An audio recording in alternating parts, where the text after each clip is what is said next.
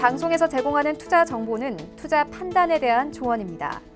방송에서 제공하는 주식의 가치, 가격 상승 및 가격 하락에 대해서는 방송사에서 보장하지 않습니다. 간추린 경제 뉴스입니다.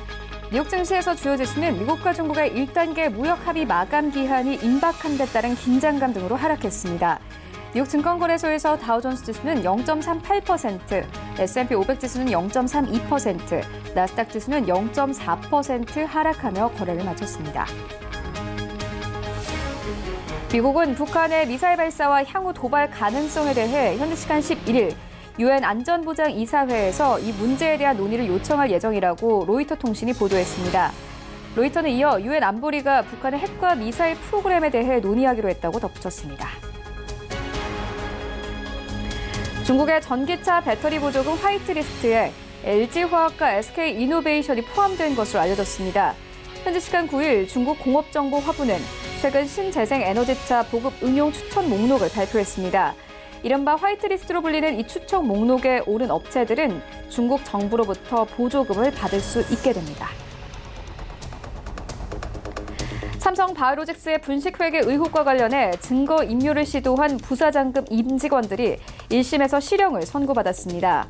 서울중앙지방법원은 증거인멸 교사 등의 혐의로 기소된 삼성전자 사업지원 TF 이모 부사장에게 징역 2년을 선고했습니다. 재판부는 이들이 엄청난 양의 자료를 조직적으로 인멸했다고 지적했습니다.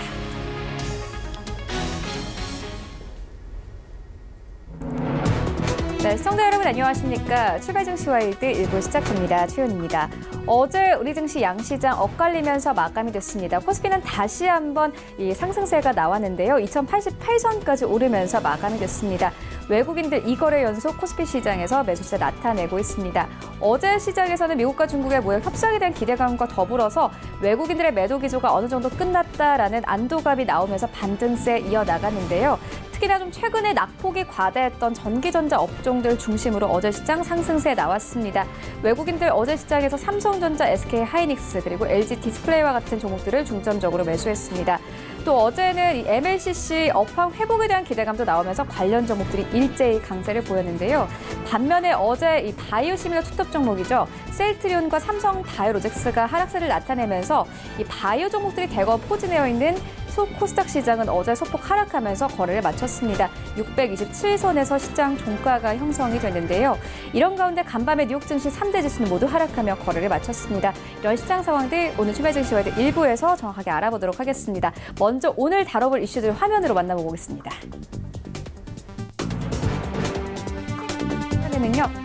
네, 오늘 글로벌 시시각각 시간에는요. 미국과 중국이 막판 눈치 싸움에 돌입했습니다. 두 국가의 팽팽한 신경전, 시장엔 어떤 영향이 있을지 살펴보도록 하겠습니다.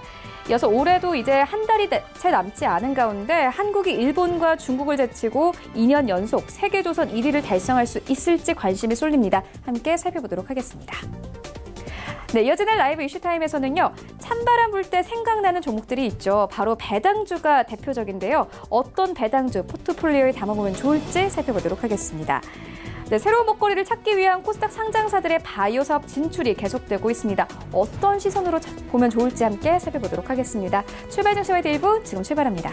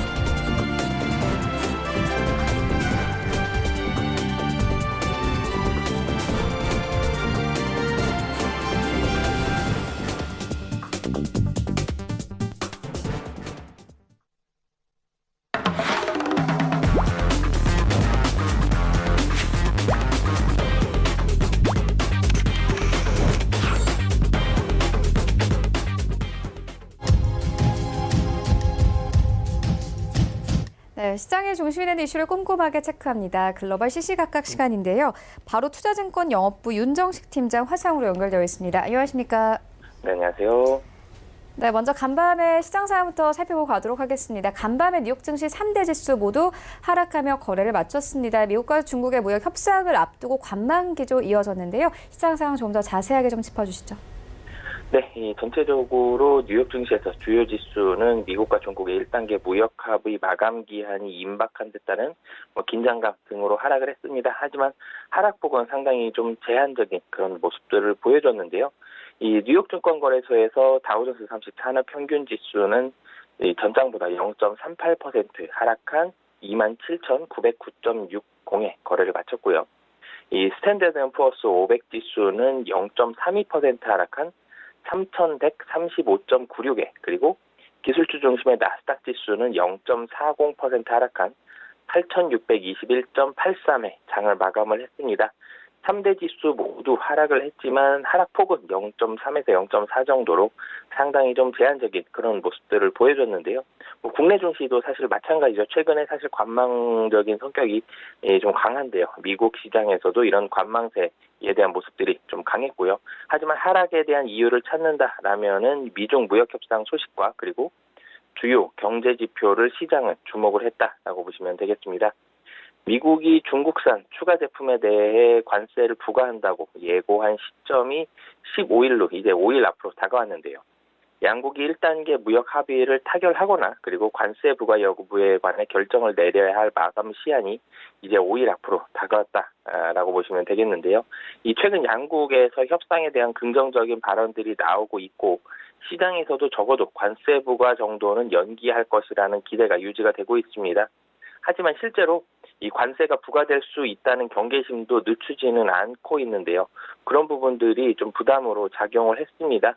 이 런홍빈 중국 상무부 차관보죠. 이날 베이징에서 열린 기자회견에서 양국을 모두 만족시킬 수 있는 무역 합의가 최대한 빨리 달성되기를 원한다라고 얘기를 했는데요. 하지만 공공기관에서 외국산 컴퓨터와 소프트웨어를 퇴출하도록 중국 정부가 지시했다는 소식도 나왔습니다.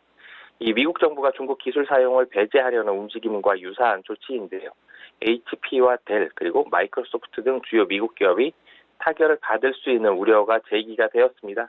이 레리 커들러 백악관 국가경제위원회 위원장 같은 경우는 지난주 양국이 무역 합의에 근접했다라면서도 이 도널드 트럼프 미국 대통령은 이 기술 탈취 방지 등에 대해 만족스러운 조치가 없다면 협상을 깰 수도 있다라고 경고를 했습니다. 이 상반되는 모습들이 중국에서도 그렇고 미국에서도 나왔는데요. 레리 커들러 이 국가경제위원회 위원장은 여기에다가 이 오는 15일 관세 부과 가능성도 여전히 남아있다라고 덧붙이면서 이런 부분들에 대한 우려감을 조금은 남겨놨다라고 보시면 되겠습니다. 중국 수출이 부진했던 점도 이 투자 심리를 위축시켰는데요.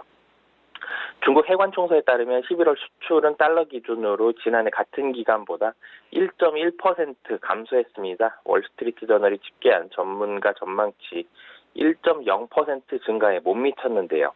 이 장기화한 무역 전쟁이 중국 경제에 지속해서 악영향을 미치고 있는 것으로 풀이가 되고 있습니다. 지난주 11월 이 미국 고용지표에 깜짝 호조로 고조된 위험자산 투자 심리도 중국 수출 부진으로 다소 후퇴를 했는데요. 지난주 이 시간에 말씀드렸던 사실 중국 지표, 이 PMI 같은 경우는 좋았었는데 그런 부분들도 사실은 이 지속적으로 좋아질 것이다라는 기대감보다는 우려감들이 좀 많았습니다. 아직까지는 경계해야 된다, 좀 더 확인을 해야 된다, 이런 부분들 시장에서 많았었는데 중국의 이 11월 수출 같은 경우도 이 전문가 전망치에 못 미치면서 미중 이 무역 전쟁이 사실 좀 장기화되면서 중국 수출 부진으로까지 이어지고 있다라고 보시면 되겠습니다. 여기에다가 이번 주 글로벌 금융시장에서는 대형 이벤트 상당히 좀 많습니다. 이런 부분들이 관망 심리를 강화했다라고 보시면 되겠는데요. 이 연방준비제도의 연방공개시장위원회, 이 FOMC가 예정이 되어 있고요. 크리스틴 라가르드 총재 취임 이후 첫 유럽 중앙은행 통화정책회의가 열리게 됩니다. 그리고 여기에다가 12일 실시되죠. 영국 총선 결과도 시장을 흔들 수 있는 이런 변수인데요. 이 이런 부분들이 있기 때문에 시장에서는 관망세적인 성격이 상당히 좀 강했다라고 보시면 되겠습니다. 업종별로도 이 대체적으로 좀 하락하는 모습들 보여줬는데요. 기술주 같은 경우가 0.48% 하락했고요. 산업주 같은 경우가 0.35% 하락하면서 전체적으로 섹터별로 대부분이 하락을 했고, 하지만 하락에 대한 폭 자체는 지수도 상당히 좀 제한적으로 하락을 했는데, 이 업종별로도 이 하락폭 자체는 상당히 좀 제한적이었다라고 보시면 되겠습니다. 그리고 이 전일 발표됐던 이 전미 실물경제협회 2020년 상반기 경제 전망 서베이에서는 최근 고용지표, 고용보고서 호조와 더불어서 미국 경기 둔화 우려감을 완화시키는 데 기여를 했는데요. 서베이 결과를 본다라면은 2020년에 개인 소비와 기업 투자 둔화로 미국의 경제 성장률은 소폭 둔화될 것으로 예상하나 전체적으로 양호할 것이라고 전망을 했습니다. 2019년이 2.3%, 그리고 2020년이 1.8%, 조금은 둔화되지만 그래도 어느 정도는 양호할 것이다 라고 전망을 했고요. 또한 하방 리스크가 상방보다 더 크다는 결과는 10월 서베이와는 동일하지만 그 비중이 81%에서 71%로 줄었다는 점에서는 이 전미실물경제협회의 패널들의 전망이 조금은 더 낙관적으로 변화했다라는 부분들을 좀 시사했다고 보시면 되겠습니다. 이 미국 증시 같은 경우는 국내 증시와 사실은 굉장히 유사한 그런 모습들을 보여줬습니다. 국내 증시 같은 경우 외국인 순매도 사실 최근 들어서 지속적으로 좀 나오고 있고, 이 원달러 환율 같은 경우도 1190원 정도에서 어느 정도는 보합권에서 움직일 것으로 보여지는데요. 이 전체적으로 국내 증시도 관망세 많이 나오고 있었던 것처럼 미국 증시도 관망세적인 성격이 좀 강했고요. 미중 무역 협상, 그리고 FOMC, ECB 회의, 영국 총선, 이런 빅 이벤트들이 앞서 있기 때문에 이런 부분들을 보면서 시장은 좀 방향을 결정하면서 상방이든 하방이든 움직일 가능성이 높다라고 보시면 되겠습니다. 네, 미국과 중국의 무역 협상을 앞두고 시장 관망 기조 이어졌다 이렇게 짚어주셨는데, 미국과 중국이 막판 눈치 싸움에 돌입을 했습니다. 두 국가의 협상 상황 어떻게 보고 계십니까? 네, 지금 미국도 그렇고 중국도 그렇고 이제는 어느 정도 협상을 하려는 의지가 있습니다. 하지만 자존심 세워야 되고요. 그리고 이 실리도 챙겨야 되기 때문에 이런 부분들에 있어서의 이 신경전 벌이고 있다라고 보시면 되겠습니다. 미국과 중국이 홍콩 시위 사태와 신장 인권 문제로 갈등까지 있는 가운데 이번 주 무역협상 1단계 합의를 위한 사실상 데드라인에 임박한 상황입니다. 이러면서 이 치열한 신경전을 막판에 벌이고 있다라고 보시면 되겠는데요. 특히 중국 같은 경우는 이달 중순에 내년 경제 운영 방향을 결정하는 중앙경제공작회의를 앞두고 있어서 이번 주까지는 미국과 무역협상 1단계 합의가 절실한 상황입니다.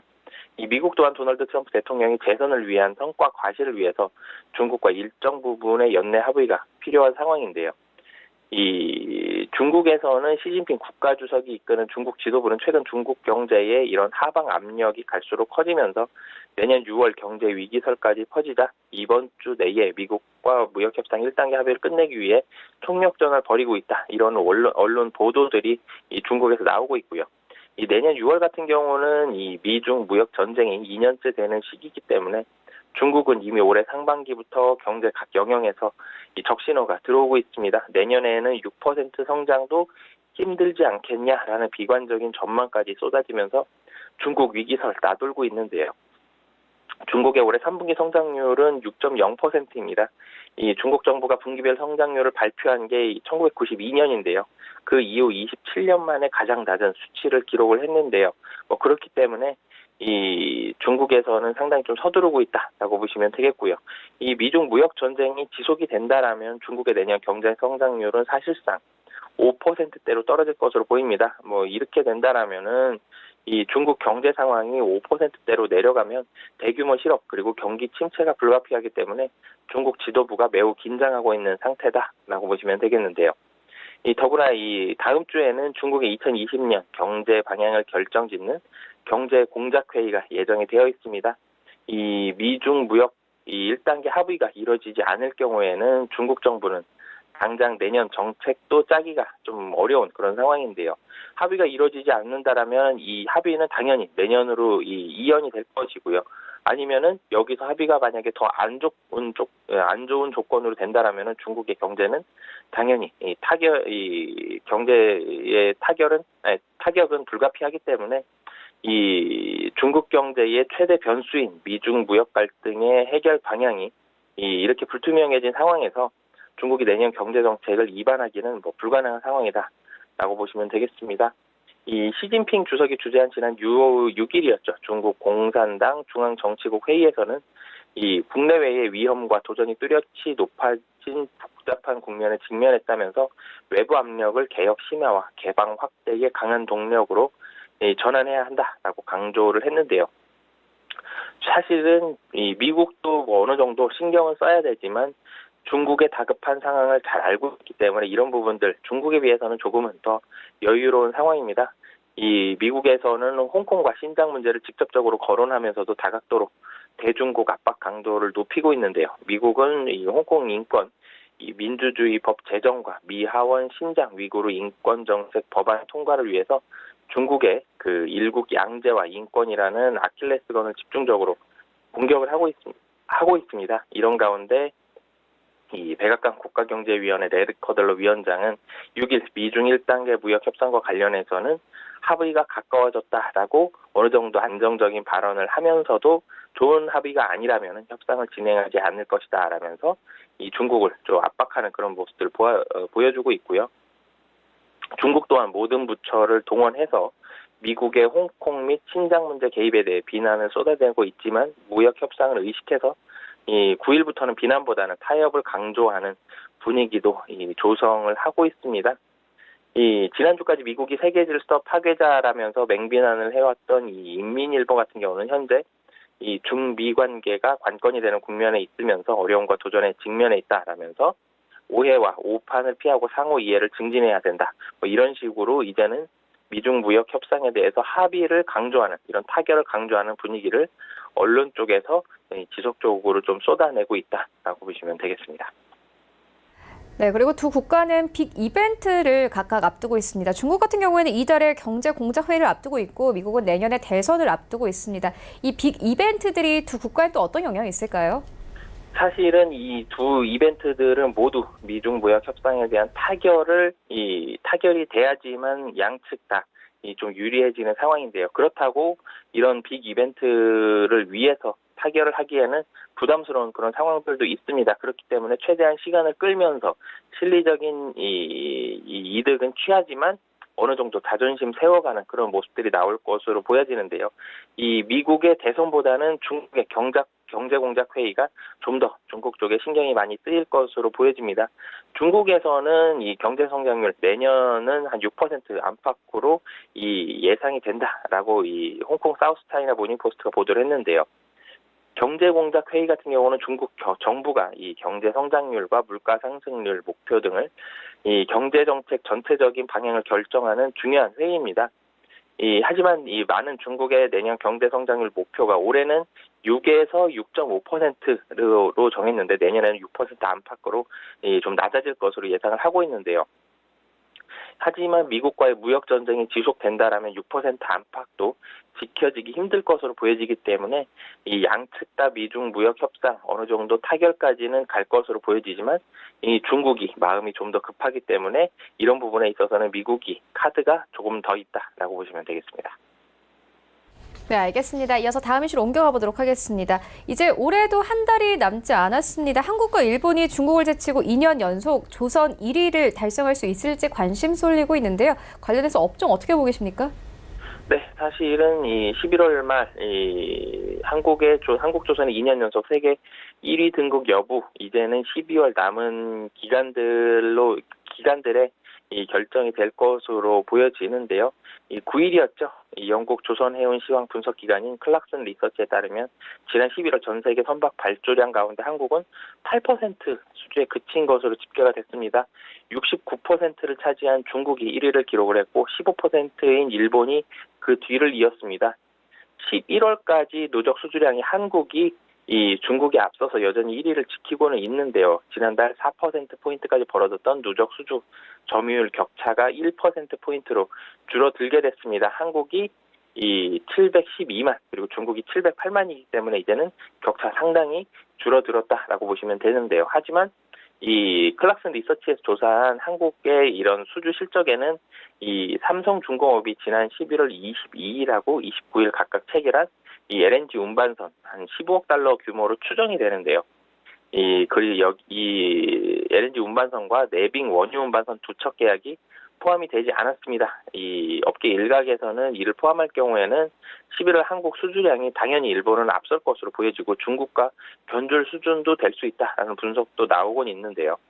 이 삼성중공업의 지난달 말 대규모 LNG 운반선 수주는 척수를 비롯해서 세부 내용이 전반이 비밀에 붙여진 조건부 계약이었기 때문에 정확한 수주 가치 파악이 어려워서 클락슨 집계에서는 빠졌을 가능성이 높다라고 업계 관계자는 좀 설명을 했는데요. 하지만 이 같은 점을 감안한다고 하더라도 한국의 11월 수주가 전달 대비해서는 상당히 부진했던 것은 사실입니다. 지난 10월은 전 세계 발주의 86%를 한국이 빨아들이는 이런 괴력을 보여줬는데요. 10월에는 대형 조선 3사 모두 대규모 수주 성과를 냈던 것에 비해서는 11월에는 삼성중공업을 제외하면 수주 실적이 거의 없었습니다. 그렇기 때문에 이 한국의 2년 연속 세계조선 1위 달성 여부 현재로서는 가능성 높아 보이지만 그래도 남은 보름 안팎의 기간 동안이 이런 부분들을 좌지우지할 가능성이 높다라고 보시면 되겠습니다. 이 관건이 카타르의 이 LNG선 발주입니다. 최소 40척 규모가 될 것으로 보여지는데요. 올해 남은 시간이 상당히 없기 때문에 굉장히 좀 촉박합니다. 한국 조선소의 LNG선 건조 경쟁력이 돋보인 만큼의 발주가 현실화된다라면은 한국의 독식 가능성이 높지만 상황을 장담할 수는 없는 상황이다라고 보시면 되겠습니다.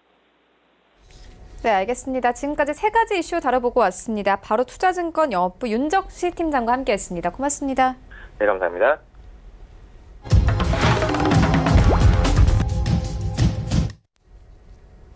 네, 이어서 이 라이브 이슈타임 시작을 해보도록 하겠습니다. KTB 투자증권 이성훈 과장 전화 연결되어 있습니다. 안녕하십니까? 네, 안녕하십니까? 네, 먼저 첫 번째 이슈부터 시작을 해보도록 하겠습니다. 이렇게 좀 찬바람이 불 때 생각나는 종목들이 있습니다. 대표적으로 배당주 있는데요.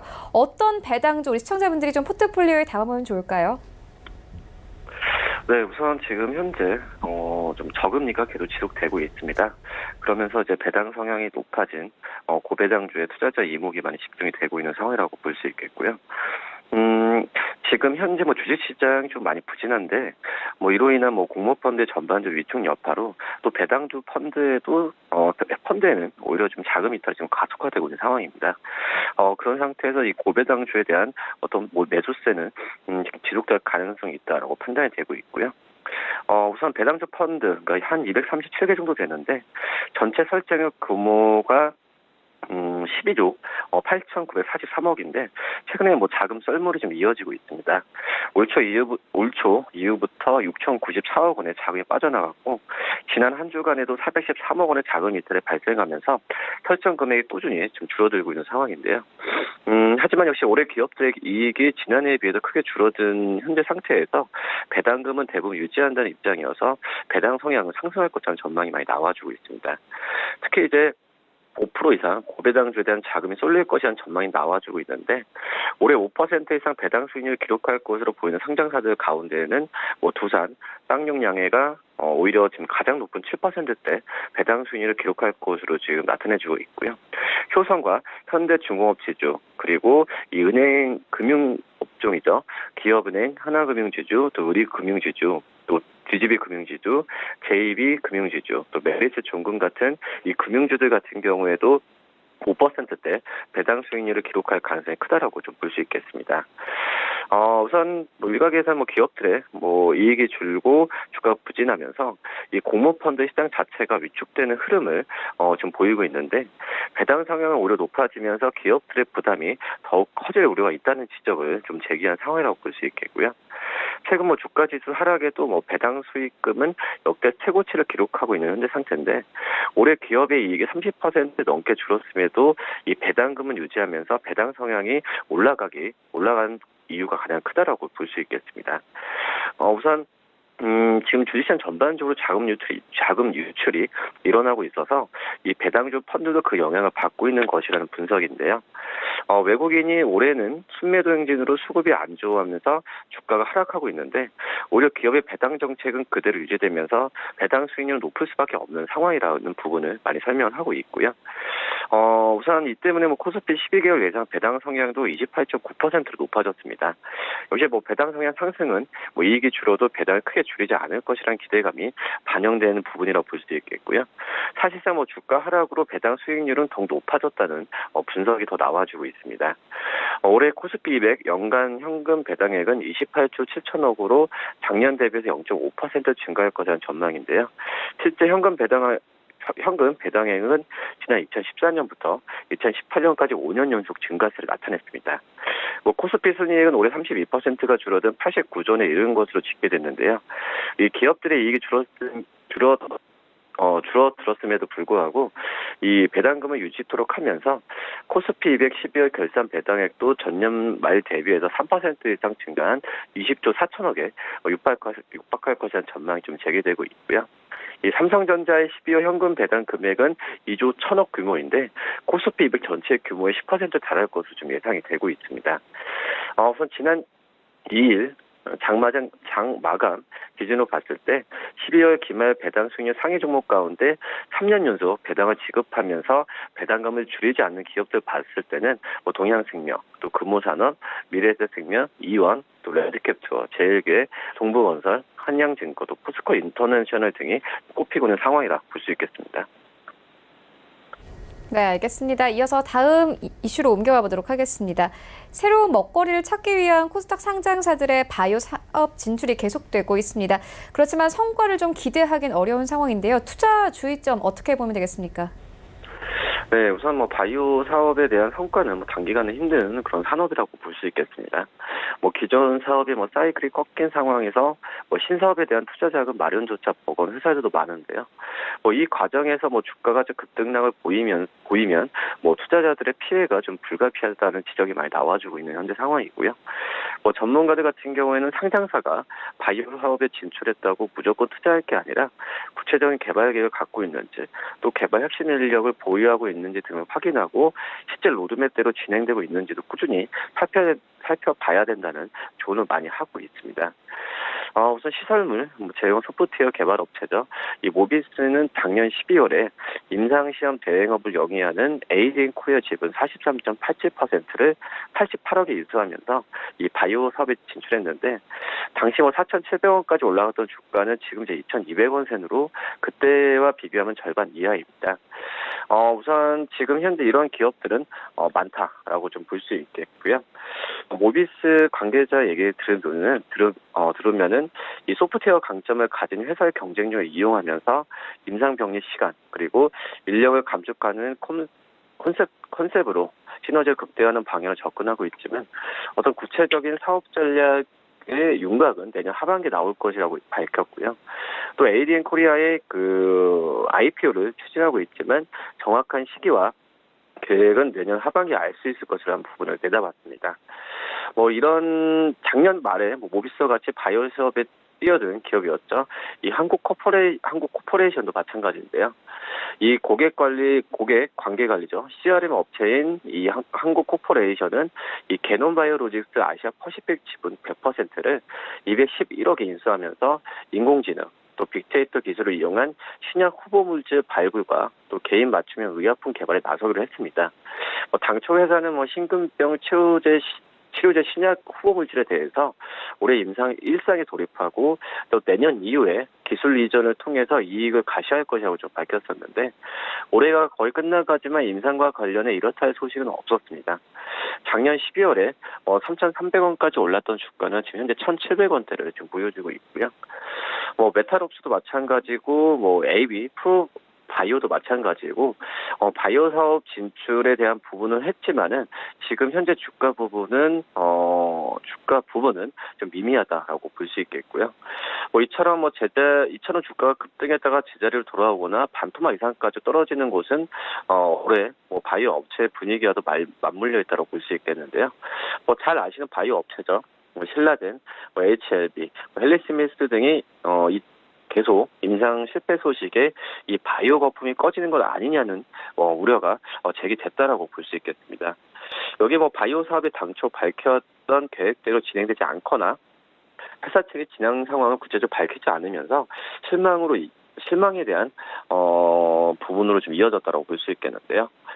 우선 IT 업체들이 빅사이클이 꺼져가는 시기에 신사업으로 바이오 사업을 많이 택하고 있는데 신약 개발 같은 중장기 투자가 필요한 바이오 기업 경우에는 대부분 파이프라인 개발 로드맵이 있는데 해마다 계획대로 잘 진행되는지 여부를 체크해야 된다는 게 전문가들 의견이라고 볼 수 있겠습니다.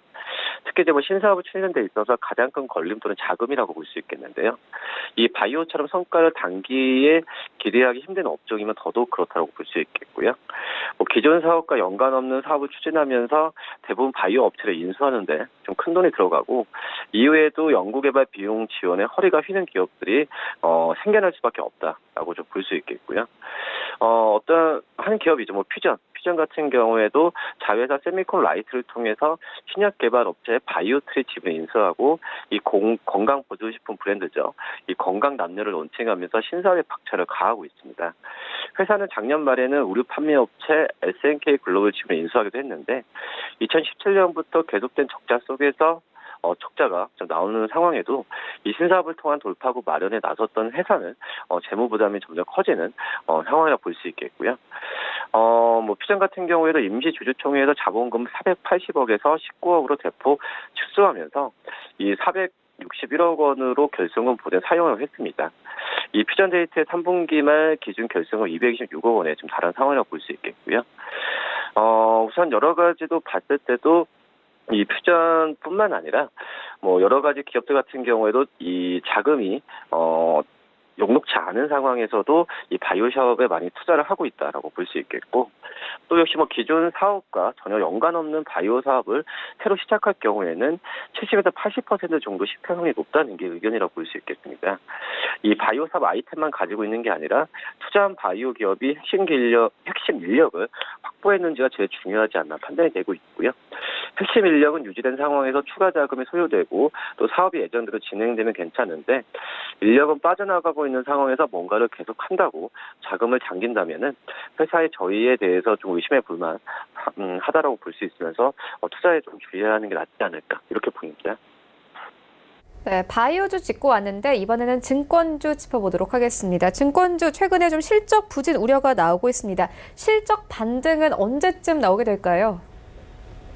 네, 3분기 수익성이 굉장히 증권사들 안 좋은 상황이라고 볼 수 있겠는데요. 우선 자기 자본 4조 원 이상 대형 증권사들 중 한국투자증권과 KB증권을 제외한 미래에셋대우, NAD투자증권, 삼성증권은 올해 3분기 누적으로 봤을 때 이 자기 자본 순이익률이 전년 동기 대비해서 하락했습니다. 이 ROE 같은 경우에는 투입한 자기 자본이 얼마만큼의 이익을 내는지 나타낸 지표로 10%의 ROE는 자기 자본 예를 들어서 10,000원을 들여서 1,000원의 이익이 발생했다고 보면 되겠습니다. 미래에셋대우는 올해 3분기에 ROE가 5.57%를 기록했고요. 작년 같은 기간에 6.25%를 기록한 것과 비교할 때는 0.95%포인트 낮아진 것이고요. 트레이딩 부분과 IB 분야에서의 추적 하락과 또 자산관리 분야 부진으로 작년에 투입한 자금 대비해서 올해 벌어들인 이익이 감소했다는 분석이 나와지고 있습니다. 이 한국투자증권은 작년 3분기 12.7%의 ROE를 기록했는데 올해 3분기 ROE는 15.57%로 2.87% 증가했고요. 이 트레이딩과 IB 분야에서 뛰어난 성과를 보이고 또 금리 하락과 또 이에 대해서 조기 상환, 또 발행어음 잔고 증가 등이 수익성 개선에 기여한 것으로 좀 분석되고 있습니다. NH투자증권 같은 경우에는 올해 3분기 ROE는 8.3%로 작년보다 0.1% 감소한 것으로 집계됐는데요. 삼성증권은 전년 동기에도 0.42% 하락한 8.16%의 ROE를 올해 3분기에 기록한 것으로 좀 드러나고 있고요. KB증권은 ROE가 소폭 증가한 것으로 좀 집계되고 있습니다. 지금 이제 범위를 자기 자금을 1조 원 이상으로 설정할 경우에 메리츠 종금증권을 제외한 대신증권, 키움증권, 하나금융투자, 신한금융투자, 유한타증권, 하나투자증권 등에서 모두 전년 동기에 대해서 ROE가 감소하는 모습을 보여주었고요. 이 메리츠 종금증권은 올해 3분기 17.12% ROE를 기록했습니다. 이는 작년 같은 기간 10.3%보다 6.82% 증가한 수치라고 볼 수 있겠고요. 대신증권은 작년 3분기보다 3.09% 감소한 6.34%의 ROE를 좀 기록했습니다. 한마디로 수익성이 3% 넘게 안 좋아졌다고 볼 수 있어서 지금 현재 그 수익성 개선 작업이 필요하다는 지적이 나와지고 있고요. 우선 이 결론을 말씀드리면 이 높은 ROE를 유지하는 것보다 작년보다 개선되는 것이 중요한데 최근에는 몇몇 증권사를 제외하면은 ROE가 뒷걸음질 치고 있는 상황이라고 볼 수 있겠고요. 이 자본을 제대로 활용하지 못하고 있다는 것을 볼 수 있어서 어떤 개별 기업에 맞는 특화 사업 발굴 등이 좀 필요하지 않나 이렇게 판단이 됩니다. 네, 지금까지 증권주 짚어봤습니다. 이어서 다음 이슈로 옮겨가 보도록 하겠습니다. 네, 과장님께서는 혹시 혼자 사시나요? 아니, 저는 이제 같이 삽니다. 네, 최근 좀 1인 가구와 맞벌이 부부가 늘어나면서 국내 간편식 시장이 급성장하고 있습니다. 관련 종목들은 그런데 좀 주가가 지지부진한 상황인데요. 이유 어디 있다고 보십니까? 네, 1인 가구들 굉장히 많습니다. 최근 같은 경우에 맞벌이 부부가 늘어나면서 이제 국내 간편식 그렇죠. HM의 시장이 이제 급성장하고 있는데 하지만 이제 간편식 관련 종목들의 주가는 제자리 걸음을 하고 있는 상황입니다. 우선 간편식 시장이 이제 막 성장하는 단계라는 점을 고려한다면 장기적인 투자 전략을 좀 봐야겠지만 주식 주가 측면에서 봤을 때는 이런 시장이 커지는 거에 비례하지 않고 주가가 제자리 걸음을 하고 있는 상황인데요. 우선 간편식 사업에 뛰어든 식음료 기업들의 수익성이 당초 기대보다 좋지는 못한 것으로 나타내고 있는데 주가 흐름도 마찬가지입니다. CJ제일제당, 오뚜기 등은 물론이고 최근 상장한 우양 같은 이 간편식 사업에 기대를 걸고 있는 대부분의 관련 종목들이 하락세를 나타내고 있는데 이 간편식 시장의 성장성을 일찍 알아차리고 관련 종목들에 투자한 투자자들은 좀 난감한 상황이라고 좀 볼 수 있겠고요. 우선 한국농수산식품유통공사에 따르면은 국내 간편식 시장 규모는 2010년 8천억 수준에서 작년 4조 원 수준까지 성장했는데 증권업계에서는 올해 시장 규모가 5조 원까지도 달할 것으로 좀 판단을 하고 있고요. 이와 관련해서 증권업계 전문가들은 간편식 시장이 아직은 충분히 성장하지 못해서 이익이 나지 않는 것이라고 지적을 하고 있습니다. 실제 주요 식음료 업체 영업이익률은 작년에 비해서 하락한 사례가 많은데요. 이 간편식 시장 선점을 위해서 광고나 마케팅 비용이 많이 들었던 것도 요인이라고 볼 수 있겠고요. 이 간편식 시장은 초기 성장 시장이기에 어떤 투자나 판촉 등으로 브랜드를 알리고 시장 선점하는 것이 굉장히 중요합니다. 이 식음료 같은 경우에는 폭력적 과점을 형성해야 이익을 낼 수 있는데 현재 간편식 시장은 과점 시장은 아닌 이렇게 생각이 되고 있고요.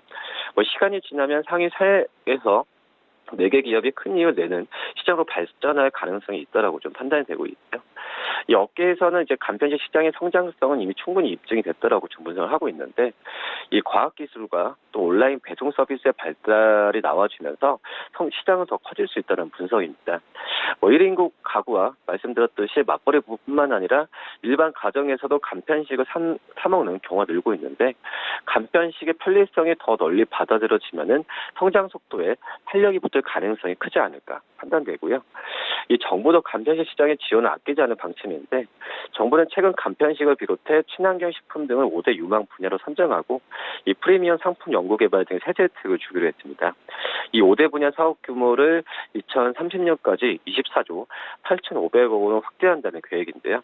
관련 일자리도 2배 이상 늘리는 것이 목표라고 좀 밝혔고요.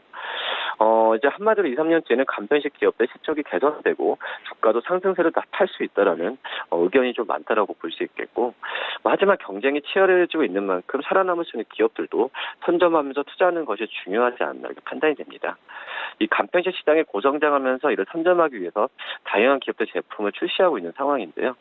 브랜드 파워나 어떤 다양한 제품을 선보일 수 있는 제품력과 생산 인프라에 보유한 기업이 좀 가장 유리하지 않을까 이렇게 보입니다.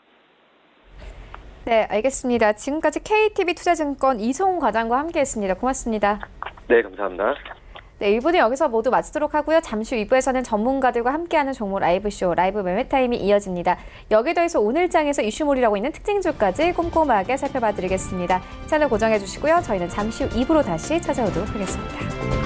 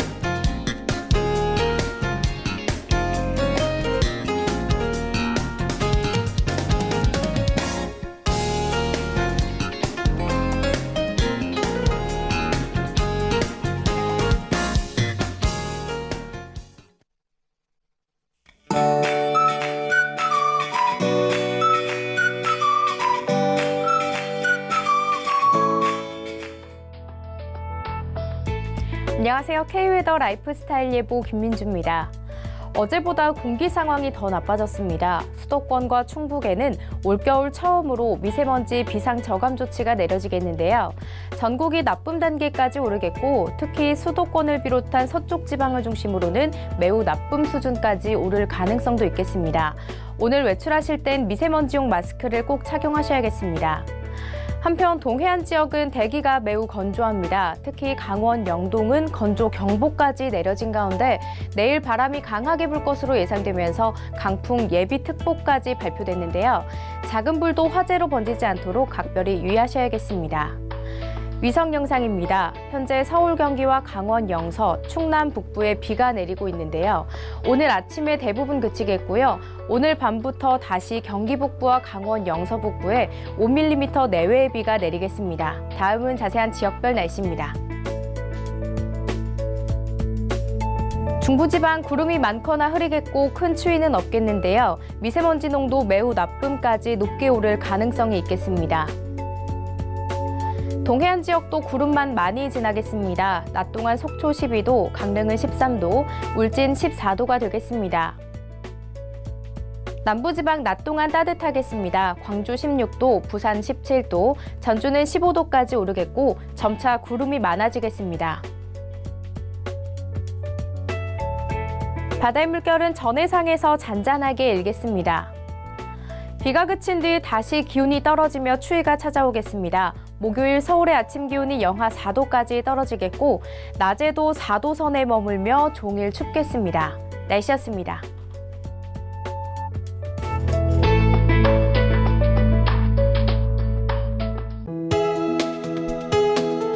본 방송에서 제공하는 투자 정보는 투자 판단에 대한 조언입니다.